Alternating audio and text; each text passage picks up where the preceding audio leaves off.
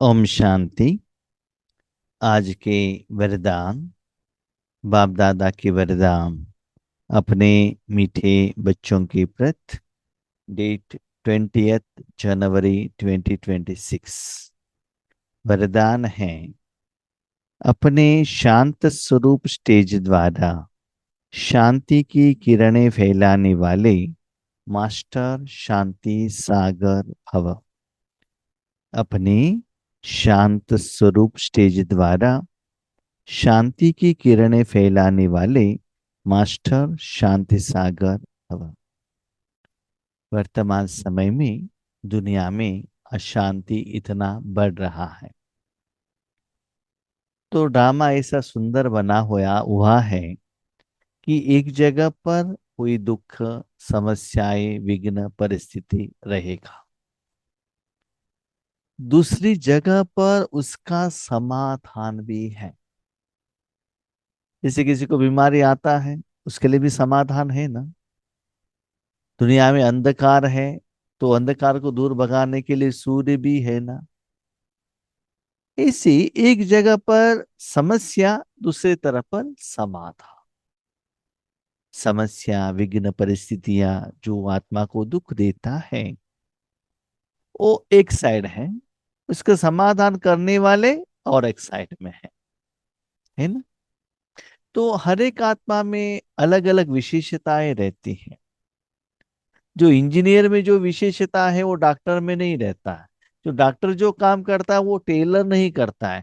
Taylor जो करता है वो ऑटो मैकेनिक नहीं करता है ना। हर एक आत्मा का पार्ट अलग अलग है।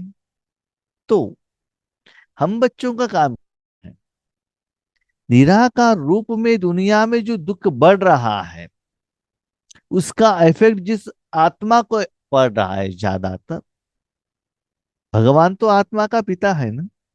तो माताश्च पिताश्च बंधुश्च सखा त्वमेव। तो आत्मा का पिता होने के कारण आत्मा को कुछ हो गया, उस समस्या का समाधान परमात्मा देता है। लेकिन परमात्मा डायरेक्टली नहीं दे सकता। एक कंपनी ने कुछ मेडिसिन रिसर्च किया, लेकिन डायरेक्टली नहीं दे सकते ना। थ्रू डॉक्टर आना पड़ता है ना। इलेक्ट्रिसिटी तो प्रोडक्शन होता है, लेकिन थ्रू वायर, थ्रू बल्ब द्वारा घर में पहुंचता है ना। तो वैसे ही बाबा कहते आपका जो रूप है, तो मेरा रूप क्या है, आत्मा का रूप क्या है। जिस समय आत्मा अपने मन बुद्धि से, अपने कर्म इंद्रियों से दुनिया में कोई भी साधन, चीज, व्यक्ति, सब्जेक्ट, उसके साथ जो कनेक्ट होता है, वही रूप आत्मा का हो जाता है। जैसे मेरे पास शरीर है, इसके ऊपर मैंने कपड़ा पहना है। भले मेरे पास 100 कपड़े हैं, लेकिन जिस समय मैंने जो पहना है, उसका इफेक्ट मेरे शरीर के भी ऊपर पड़ेगा। और मुझे जो भी देखते हैं, उनको भी वही कपड़ा दिखाई देता है। ऐसे ही मन बुद्धि से जिस सेकेंड आप जिसके साथ कनेक्ट होते हैं, विकार से कनेक्टेड, तो आपका स्वरूप है विकार। भगवान के साथ कनेक्टेड, तो भगवान का जो ग्रुप है वो। जीभ के ऊपर गुलाब जामुन रखा, गुलाब जामुन में जो टेस्ट है वो रूप आपका हो जाएगा, है ना। इसीलिए जिसके साथ आत्मा कनेक्ट होती है, वही रूप आत्मा में आ जाता है। तो हमको बाबा ने सिलेक्शन किया है, हम सभी बच्चों को कुछ काम के लिए किया होगा ना। तो मेरा स्वरूप क्या है। जिसे एक आत्मा हॉस्पिटल में जाता है, तुरंत हो अपने को डॉक्टर समझ लेता है ना। घर में आते ही वो किसी पत्नी का पति बन जाता है, बच्चों का बाप बन जाता है। तो संबंध और रूप उनका चेंज हो जाता है, मन का रूप और निराकार रूप। ऐसे ही अभी वर्तमान समय शांत स्वरूप, सिर्फ शांति के साथ कनेक्ट होना चाहिए। उसका जो असर है आपको लगना चाहिए और आपको अनुभव भी होना चाहिए। आपको शांति का अनुभव ही नहीं हुआ तो दूसरों को कैसे जाएगा बताइए, है ना। तो शांति किसके पास है, बाबा के साथ में है। अब बाबा के साथ कनेक्ट होंगे, तब आपको शांति का एहसास होता है।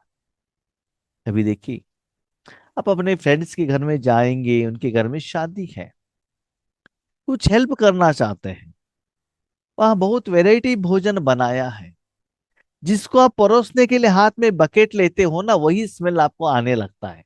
वो चाय का हो, कॉफी का हो, घी का हो, या चावल हो, पुलाव हो, जो भी है, जो भी आप हाथ में रखते हैं ना, वो स्मेल आपको आने लगता है। और जिनको भी आप परोस लेंगे, उनको भी वही स्मेल आता है ना। ऐसे ही मन बुद्धि से आप वर्तमान समय में, स्पेशली जब राजयोग करने के लिए बैठते हैं, तब आपका जो रूप शांत स्वरूप होना चाहिए। इसका मतलब शांति का अनुभव आपको होते ही रहना चाहिए। उसके लिए क्या करना पड़ेगा? मास्टर शांति सागर, है ना। आपने मन बाबा के हाथ में दिया और बाबा को कहा, बाबा मेरे द्वारा, है ना, शांति सारे विश्व को दे दो। जैसे आप मालिक हो, बाबा आपका ओबीडेंट सर्वेंट है, आप जो कहते हो करके देते हैं ना। लौकिक में भी देख लीजिएगा, आप अपना वॉच लेकर जाते हो वॉच रिपेयर के पास, और कहते हो देखो इसका, इसको बेल्ट गया है वो डालो, वो उतना ही करके देता है। मोबाइल लेकर जाते हो और कहते हो ये मोबाइल में ये समस्या है, इसको ठीक करो, वो उतना ही करता है। तो साधन में जो प्रॉब्लम हुआ है, वो प्रॉब्लम बता के, वो रिपेयर करने वाला, ठीक करने वालों के हाथ में वो देने से वो ठीक करके दे देगा ना। ऐसे ही आपको भी क्या करना है, अपने मन बुद्धि को भगवान के हाथ में दे दो और बाबा को कहो, बाबा मेरे द्वारा, मेरे मन बुद्धि द्वारा शांति दे दो। तो आप क्या बनते हो? मास्टर शांति का सागर। कितना देना है, कैसे देना है, किसके लिए देना है, वो भगवान डिसाइड करेगा, वो आपको डिसाइड करने का जरूरत नहीं है। जैसे बल्ब ये डिसाइड नहीं करता है कि कितना रोशनी देना है, वो इलेक्ट्रिसिटी देता है। बल्ब तो सिर्फ एक साधन है। इसीलिए बाबा कहते हैं, बच्चे शांति का किरणें फैलाने वाली मास्टर शांति सागर भगवान, बाबा के साथ कनेक्ट हो जाओ। आपके द्वारा शांति की शक्ति जा रहा है और शांति का अनुभव आपको हो रहा है, ऐसा फीलिंग होता है। तो विश्व सेवा के लिए आप निमित्त बनेंगे, आपके द्वारा शांति जाएगा। उस शांति द्वारा विश्व में जितना भी आत्माएं हैं, उन सभी लोगों को शांति का अनुभव होने लगेगा। तो ऐसे आज के दिन साधना करना, प्रैक्टिस करना, इसके लिए बाबा आज आपको वरदान भी दे रहा है और सहयोग भी दे रहा। जिस दिन बाबा जो वरदान देता है, उस विधि से आप योग करेंगे, तो वो वरदान आपका बन जाएगा। तो पीछे बाबा है, उसके सामने आपका मन बुद्धि है। आपने बाबा को कहा, बाबा शांति दे दो। सिर्फ मन बुद्धि आपके द्वारा सारे विश्व को चाह रहा है। आप सिर्फ शांति से कनेक्टेड हो, शांत। जैसे आपके हाथ में खीर है, खीर परोस रहे हो, बस उसका स्मेल आ रहा है, बस बाकी जो भी है वो काम होने के बाद। भले वो शादी में कितना भी वैरायटी भी भोजन बनाया हुआ हो, लेकिन आपके हाथ में क्या है, उसके साथ ही आप कनेक्ट हो जाते हैं ना। तो ऐसे मन बुद्धि द्वारा ईश्वरी सेवा के लिए हमको निमित्त बनना है। वर्तमान समय विश्व के मेजॉरिटी आत्माओं को सबसे ज्यादा आवश्यकता है सच्चे शांति, सच्चा शांति जो परमात्मा ही दे सकता है। लौकिक में भी कोई कोई कहते हैं चुप रहो। चुप रहो माना वो शरीर का मुख को बंद करेगा, मोबाइल देखना बंद करेगा, लेकिन मन तो संकल्प करता ही रहता है ना। मुख से बात करना बंद करना, उसको भी लोग शांति कहते हैं। मोबाइल बंद करना, उसको भी शांति कहते हैं। मन के संकल्पों के बंद करना, वो भी शांति कहते हैं। लेकिन वो शांति नहीं है। आपके द्वारा जो पॉल्यूशन हो रहा था, साउंड आ रहा था, डिस्टरबेंस हो रहा था, वो आपने बंद किया। बस, जो साउंड था वो बंद किया। वो मन का साउंड हो, मुख का साउंड हो, व्हीकल का हो, गाने का हो, जो भी हो। लेकिन सच्ची शांति क्या है? मन को परमात्मा में रखने के बाद जो शांति मिलती है, भगवान में जो सत्य गुण है, वो है सच्ची शांति। तो लोग उसको ढूंढ रहे हैं, उसका सख्त जरूरत वर्तमान समय में है। लेकिन वो देने वाले कौन? भगवान के आगे जाकर मांग रहे हैं, भगवान हमको शांति दो। उनको मालूम है भगवान द्वारा मिलता है, लेकिन लेंगे कैसे तो मालूम नहीं। अशांति के अनेक कारण दिन प्रतिदिन बढ़ रहे हैं और बढ़ते जाएंगे। अशांति के लिए युद्ध बढ़ रहा है, किसी को फाइनेंशियल प्रॉब्लम, किसी को शरीर में कोई बीमारी, हाँ, किसी को रिलेशनशिप ठीक नहीं है, हाँ, है ना। तो कहाँ भी युद्ध चल रहा है, कहाँ की इंटरनेट नहीं है। तो अलग अलग कारण से अशांति बढ़ रही है और भी बढ़ता रहेगा। ऑलरेडी शांति है ही नहीं, और भी बढ़ेगा तो डिमांड और भी ज्यादा होगा ना। अगर स्वयं अशांत नहीं भी होंगे तो औरों के अशांति का वायुमंडल, वातावरण शांति अवस्था में बैठने नहीं देगा। भले आप अशांत नहीं हो, अब बाबा के साथ कनेक्टेड हो, आप सेफ हो, बाबा के अंदर में हो, लेकिन वातावरण ऐसा है ना। अभी आप समझ लीजिए नुमाशाम योग, योग के लिए अपने घर में बैठे हैं, आप तो शांत है, आपका मोबाइल शांत है, आपका मन शांत है, मुख शांत है, लेकिन बाजू घर में टेलीविजन लगाया है, आपके बच्चे मोबाइल देख रहे हैं, रोड में व्हीकल हॉर्न कर रहा है, तो क्या होता है? वहां का जो साउंड है वो आपको डिस्टर्ब करता है ना। भले आप शांत हो, लेकिन वहां का वायुमंडल, वातावरण, ठीक है, ये तो स्थूल का हो गया। सूक्ष्म में भी हर एक आत्मा में जो अशांति, चिंताएं, समस्याएं, परिस्थितियां, विघ्न, ये जो चल रहा है, उसका असर वातावरण में, वायुमंडल में पड़ेगा। उसका असर भी आपके ऊपर पड़ जाएगा। तो ऐसे वातावरण में आप बैठ नहीं सकते हैं। कभी कभी क्या होता है जानते हैं? समझ लीजिएगा, आप without any music, without any song, without any commentary योग कर रहे हैं, वही आपको अच्छा लगता है, नहीं तो मन बुद्धि उसकी तरफ जाता है ना। वो प्रैक्टिस होने के बाद जब आप सेवा केंद्र पर जाते हो और कहाँ भी संगठन में जाते हो, वहां सॉन्ग डालने से आपको डिस्टरबेंस होता है, ये लोग क्यों सॉन्ग डाले हैं, है ना। लेकिन उन लोगों को सॉन्ग के बिना योग करना नहीं आता, इसलिए उन्होंने सॉन्ग डाल दिया, तो डिस्टरबेंस होने लगता है। जब पहले यहाँ हमारे जो गांव में जो सेवा चलाता है, ये जो वरदान का क्लास जो भी है, हमारा जो लौकिक घर है रोड के बाजू में ही है।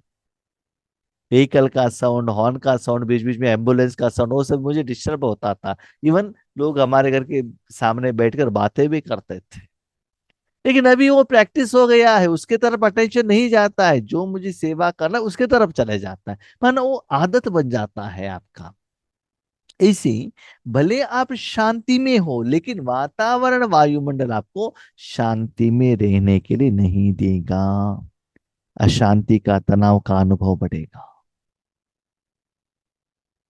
वहां अशांति का जो प्रभाव है आपके मन बुद्धि के ऊपर, उसका असर बढ़ेगा। लोग बातें करने लगेंगे, संकल्प करने लगेंगे, उसका असर आपके ऊपर पड़ेगा और वातावरण में भी पड़ेगा। ऐसे समय पर आप मास्टर शांति के सागर बच्चे अशांति के संकल्पों को मर्ज कर विशेष शांति का वाइब्रेशन फैलाओ। इसे बैठे आप, आपको क्या लगता है? हम तो कितना शांति में बैठे हैं, तो मोबाइल द्वारा साउंड कर रहे हैं, वहां तो सॉन्ग डाल रहा है। कभी कभी शाम में क्या होता है ना, कोई कोई बाबा के एक बच्चे घर में योग करने के लिए बैठते हैं, तो नियर बाई टेम्पल में भी सॉन्ग लगा हुआ रहता है, वहां से भी डिस्टरबेंस होता है।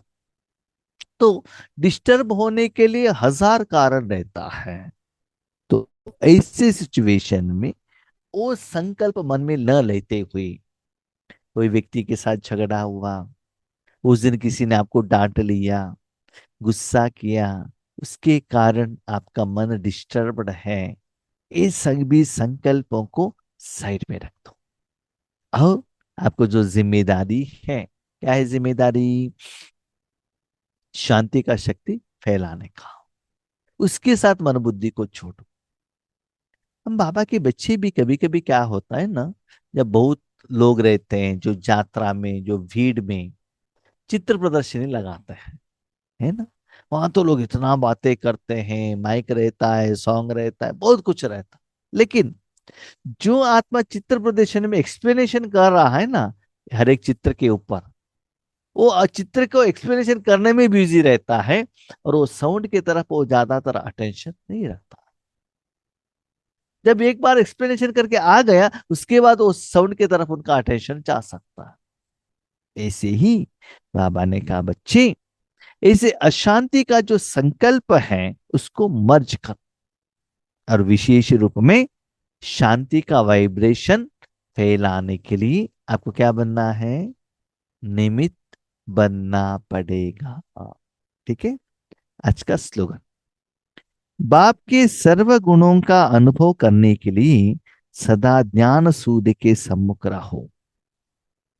शांति का वाइब्रेशन तो फैलाना है, लेकिन बाकी बाबा में बाकी भी गुण है ना।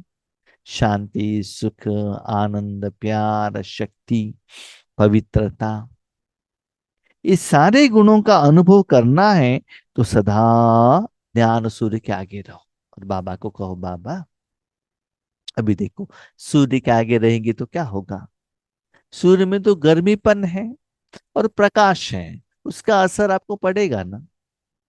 तो बाबा के सामने रहने से, ईश्वरीय सेवा के लिए आप निमित्त बनने से क्या होता है? आपके द्वारा वो जो सप्त गुण है, आपके द्वारा फ्लो होता है। जैसे कि कोई भी आत्मा जो भी भोजन लेकर आ रहा है, आपको स्मेल आता है ना। ये तो वन बाय वन आप हर एक आइटम को परोस रहे हो, तो वो स्मेल आपको आता है ना। ऐसे सिर्फ बाबा के साथ में रहने से बाबा आपको उस सारे गुणों को दूसरों को देने के लिए निमित्त करेगा। तब आपको बाबा का सर्व गुणों का अनुभव होता है। Number one. Number two, okay, मैं भोजन नहीं परोस रहा हूं, लेकिन थाली लेकर मैं खाने के लिए बैठा हूं। मेरे थाली में सारा आइटम है, तो उसका खुशबू, उसका टेस्ट और उसका जो आकार और कलर मुझे दिखाई देता है ना।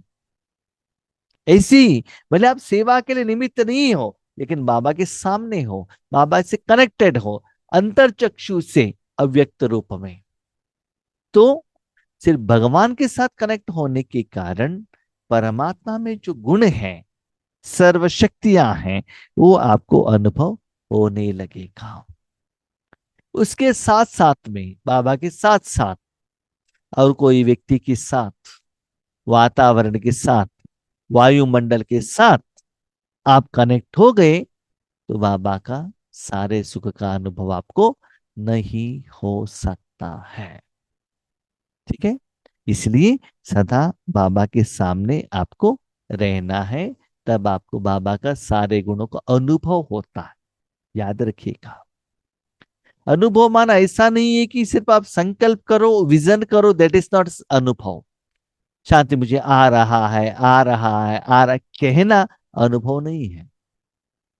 व्हाइट किरणें आ रहे, रेड किरणें आ रहे, ब्लू आ रहे, ये भी अनुभव नहीं है। एक होता है विजन, एक होता है संकल्प। अनुभव माना एक्चुअली फीलिंग। जैसे आम रेड है, रेड है, रेड है कहना, है ना, वो इतना वेट है, इसका नाम इतना है, वो कहना, दैट इज नॉट एक्सपीरियंस। उस आम को काटो, जीभ के ऊपर रखो, तब जो टेस्ट होता है, दैट इज एक्सपीरियंस। तो साधन के साथ आप क्या हो जाते हैं? कनेक्ट हो जाते हैं, है ना। इसलिए बाबा कहते हैं, बच्चे अनुभवी बनो। ठीक है। हम शांति।